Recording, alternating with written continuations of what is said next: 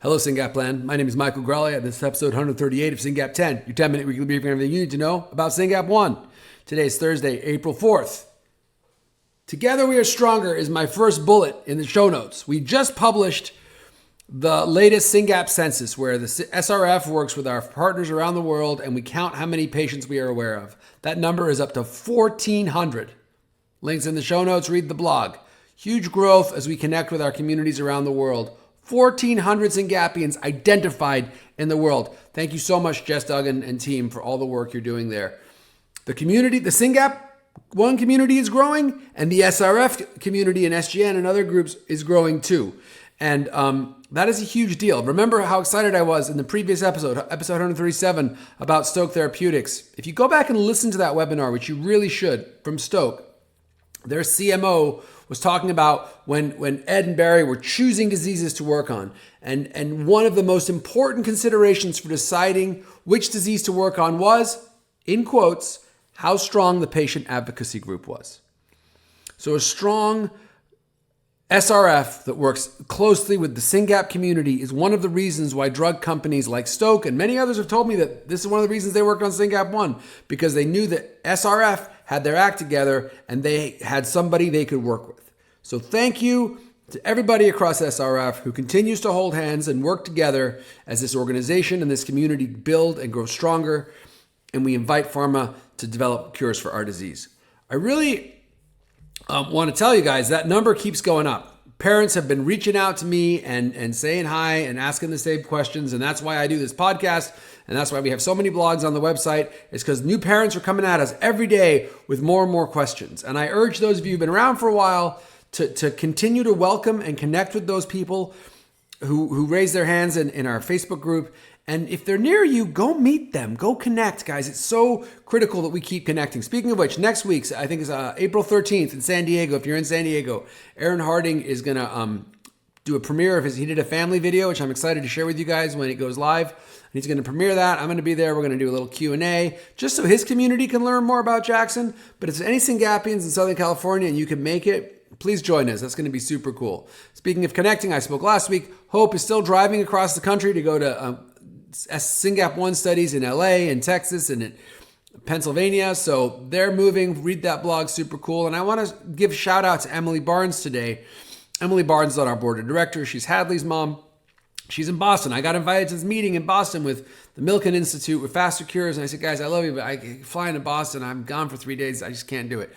But I said, look, we have a board. We have 14 people on our board. Emily's on the board. She's in Boston. Let her go. And Emily was very happy to go. And so she's in the room today with a bunch of leaders from across rare disease. And I'm so excited that Emily's there flying this SRF flag, telling all these other rare disease groups about Syngap and learning about the Milken framework for growing and supporting the growth of organizations like SRF, right? If you want to know my thoughts on that, I was in a similar workshop to this. It was down in LA, so I went to it.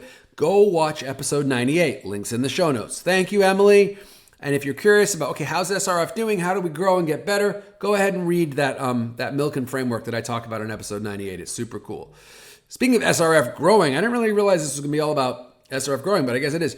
There's 2 press releases I want to call your attention to. We announced our new board members, so I want to welcome the new board members.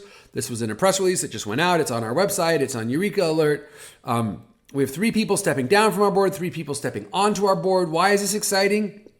Well, being on the board is no joke, guys. You got to raise money. You got to go to a lot of meetings. You got to make a lot of decisions. You got to learn about the work of SRF. And we have 14 different families on our board. Why? Because this community keeps growing, and we got to keep getting more and more people involved at every level of the organization so that you as parents know that we're all in this together and we're all working on it. So for the 3 people who are stepping back, thank you so much for your time and your effort. And we look forward to when you have the ability to come back to the board. And for the 3 people stepping on, welcome. Go read that blog post and send a note to all 6 of those people and say thank you for helping SRF by working at that level and helping drive our decisions, our strategy, our grant making, our fundraising, all of it. The board is critical. I also want to celebrate Catherine Held has been named our CSO by the board and myself. Catherine is a mom of a child. She is a PhD basic scientist who left the lab a number of years ago to raise her son, and she got engaged with SRF over the past couple of years and has agreed to be our CSO, which is a critical role. The amount of work and science we do is just impossible to do without parent leaders or scientific advisors, qualified scientific advisors. And that's what Catherine is. So that's wonderful. And I want to announce also, I'm very soon going to be posting a job posting for a COO, a Chief Operations Officer. So this is somebody who will report to me and will basically be the person who runs SRF and helps manage all the operations. Because what I'm doing with the engagement with industry and some of the scientists, and then all of the size and the work internally, and Lauren can only do so much, and then coordinating the leadership team, it's a tremendous amount of work. As this organization grows, we need to staff up. This will be a paid role. It'll be remote, and if there's a qualified parent out there, I would love to see a parent in that seat, because I don't really understand how someone who's not a parent can work with our community. Our kids are so peculiar. So SRF is growing. The board's turning over. Catherine has joined as CSO, and we'll be hiring a COO. It's all very exciting. I want to call your attention to a couple articles. In the UK, there's an article about a family with a Syngapian. The dad is a very senior politician. The granddad is a very senior politician. The mom is an increasingly vocal advocate, doing a great job raising awareness about Syngap 1. So good job, Sarah.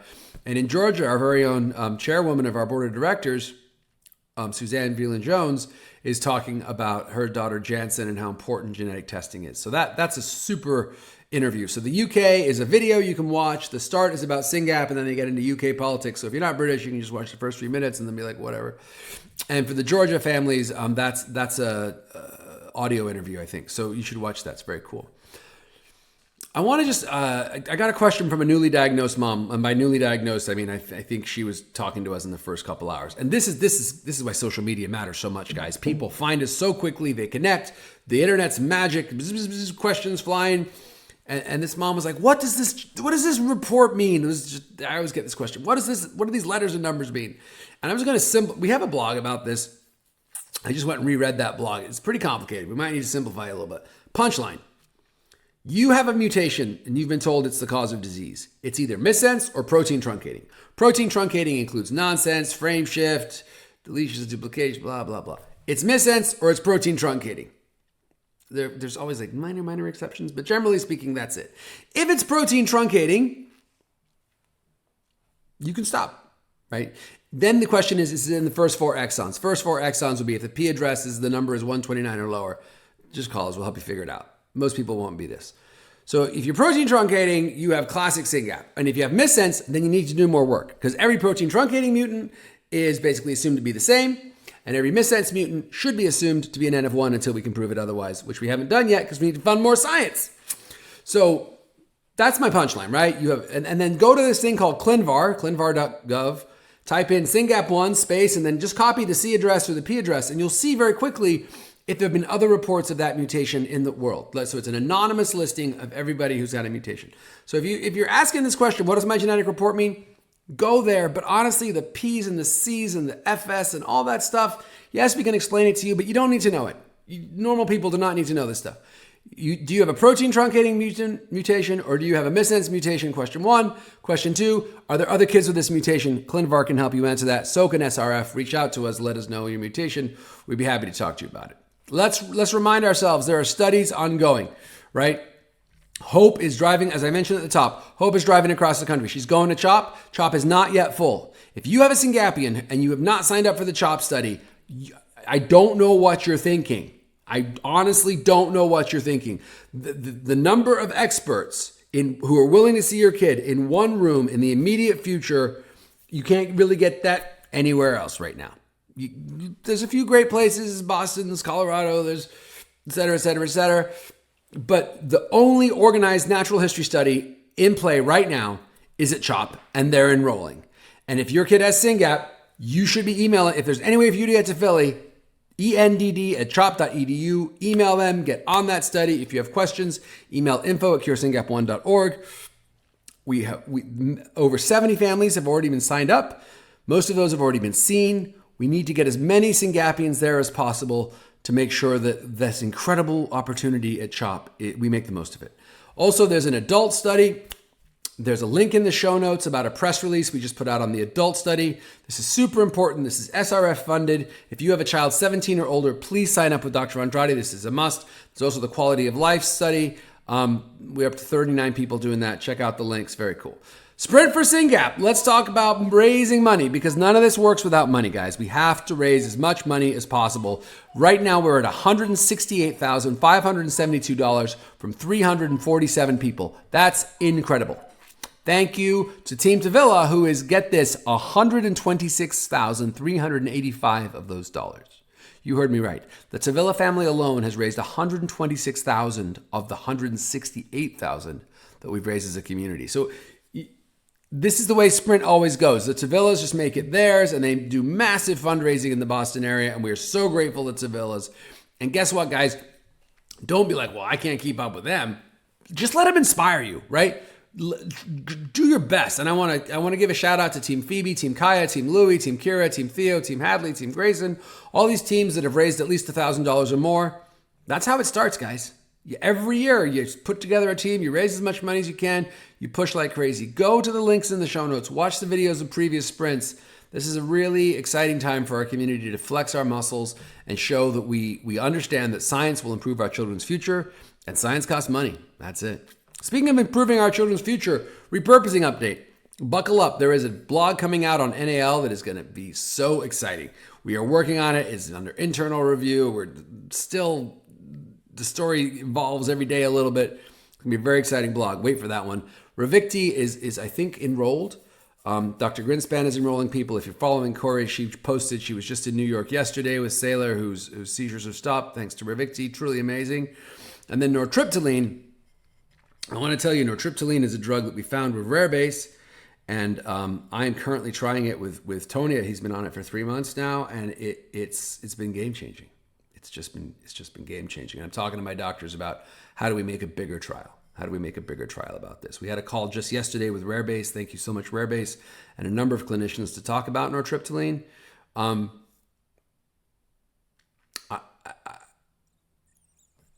For our family, it's a great fit. And, every doctor on that call was like, Mike, don't get too excited. And it's just one patient doesn't make a drug. You got to do a double-blind, placebo-controlled, blah, blah, blah study.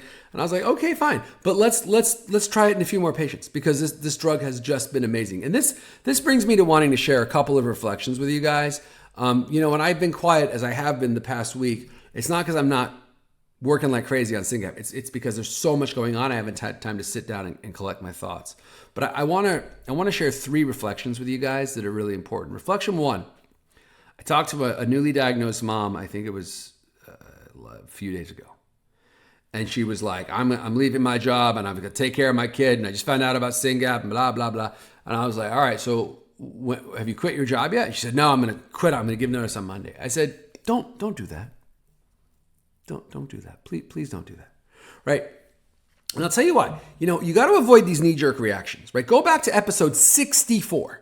Episode 64. Let me check my math here. This would be 74 episodes ago. I was very clear. When your kid is diagnosed, there's this tremendous temptation to just take your kid, hug your kid, love your kid, shut the doors, and be like, only I can take care of this kid. Totally normal. And in my opinion, exactly wrong. Right? The appropriate response is to throw the doors open, tell your whole community about Syngap, tell your whole community about your kid, and get them invested in your kid. Because as these kids get older, they get harder, et cetera, et cetera. Similarly, I couldn't possibly raise a kid this complicated and do my job. I've got to quit my job is too simple, with respect. It's exactly what I said to this mom. I said, now I'm talking to the Americans, but I'm sure the Europeans have a similar law. In the US, there's something called the Family Medical Leave Act, FMLA. Links in the show notes, Department of Labor, very brief. I'm not a lawyer, but this one's pretty down the middle, guys. FMLA, per the DOL website, is a law that requires that employers with over 50 people, so if you work for a small shop, this doesn't apply, but if your employer has over 50 people, and the person I was talking to, their employer had thousands by her report, if you've worked there for at least a year, you are entitled to take up to 12 weeks off unpaid to take care of a sick family member with a serious health condition. Newsflash, Syngap 1, incredibly serious health condition. This is annual. and they have to keep you on their insurance for those 12 weeks. So if you're sitting there looking at your life being like, what the heck? I need to quit my job. I just got to take care of my kid. Go ahead and learn about the FMLA, the Family Medical Leave Act. And if you've been at your job for at least a year and your employer has over 50 employees and you're in the USA, you can send an email to HR and say, I would like to take FMLA as soon as possible. My child is very sick. Doesn't have to be complicated. As soon as you send that email, if HR says anything other than, we'd love to support you, let's have a meeting, you can sue them because they're breaking the law. It's very simple. It's very simple. And I got to tell you guys, I'm speaking from experience. When I left my career to run SRF, I knee-jerked. I mean, I was planning on running SRF, so it's slightly different. But in hindsight, if I had taken FMLA, if nothing else, I'd have had 3 months of much better health insurance. So my message to everybody getting diagnosed is avoid the knee-jerk reaction of hugging your kid. Go watch episode 64. But also avoid the knee-jerk reaction of leaving your career. You've worked hard on your career. And guess what? Your career is a source not only of income and insurance, but of community and peers and learning and professional development. And even though it feels like sometimes this disease takes over our lives, that's not always a good thing. Right? You got to stay connected to the outside world. You got to make sure the outside world knows about Syngap 1. You got to make sure that your brain and your heart and your career gets fed as well. So I really urge people, I don't think we talk enough about FMLA. And if you're sitting there saying, I think I need to quit my job, or I don't know how I can do my job and take care of my kid right now, there's a thing called FMLA. You can take 12 weeks off and then you can go right back to your job and they can't do anything about it. They don't have to pay you. If you have short-term disability and stuff, that'll kick in. But they can't turn off your insurance and they can't take away your job. So avoid that knee-jerk reaction, my friends, please. The other thing I want to talk about on the knee-jerk reaction side is homeschooling. I apologize in advance. I'm gonna really trigger somebody with this. I know it. But here's the punchline, guys. There's a lot of people talking about homeschooling on the group list right now, and in some places that makes sense. But here's my observation. Observation one, you're entitled to a free and appropriate education here in the United States, right? The school district is obliged to give it to you. Shocker, they do a terrible job. They have no idea what they're doing with Syngapians. We have tons of horror stories on the group. I get it. You are then entitled to sue them and ask them to, or file a grievance or whatever the process is, and ask them to support your loved one at a different institution. Which is, by the way, exactly what's happening with Tony right now. We sent Tony to the public school where we are. It was a train wreck. I've talked about this. We pulled him out, and a month ago, we got Tony into a new school, and I'm telling you, he's so happy. He's so happy. Is the nortriptyline helping? Absolutely. But is the school 100% better at meeting his needs? Absolutely. And if I was homeschooling him, A, I wouldn't have time to do anything else. But B, he gets a little bored of me. Like, as these kids get bigger, they're like, I'm done with you. I want to go play with other kids. I want to learn from other people. I want to interact with other adults. And I understand homeschooling isn't just you and the parent. But my broader point is, don't let the school district off so easy by homeschooling. Even if they're failing miserably, you are entitled to get resources out of that district. And I think this is related to the FMLA comment, right? The public purse is there for you to help you educate and support your kid. And through the school district, at least you have a mechanism to engage with until they're 20. Once they're 20, once they turn into adults, 18, 19, 20, 21, 22, whatever the law is where you are, then it gets a little crazier. Ask the adult parents. It gets really messy at that point. But in those early years, if you're homeschooling, you are not availing yourself maybe of every resource you could be.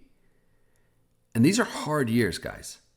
So I really urge you to, for the homeschooling people, those are my thoughts.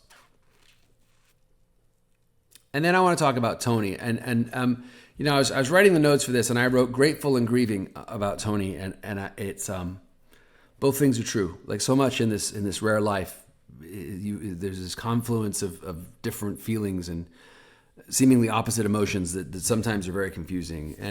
And with Tony right now, so Tony was kicked out of school in mid-November. He spent 3 months in the desert. It's like a special level of hell we were in. We finally got him into this incredible school here called the Helix School about a month ago. And we also have him on nortriptyline. And I think both things are having a tremendously positive impact. First of all, Helix is the appropriate size, very skilled people. They're really thoughtful about Tony's needs. They're incredibly supportive. He feels loved. He's feels safe. He doesn't feel overstimulated. I don't think he felt any of those things at the public school. And his nervous system is better supported by this better medicine that we've got him on. And as a result,